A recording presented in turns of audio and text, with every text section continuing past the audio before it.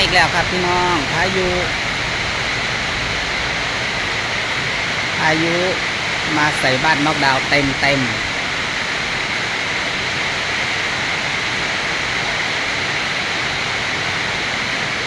ทำงานแข่งกับเวลาบอกพอยังทำงานแข่งกับฝนอีกบอกบ้านนอกดาวบ้านกุดดูตำบลกุดดูอำเภอโนนสังจังหวัดหนองบัวลำพูนะครับถ้าท่านใดสนใจติดต่อสอบถามเพิ่มเติมได้ครับบ้านนอกดาวหลังนี้ขนาด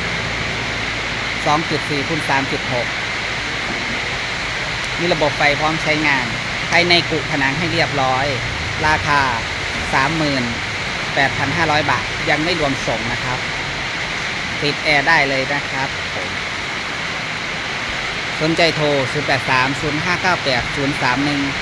0830598031 ขอบคุณมากครับ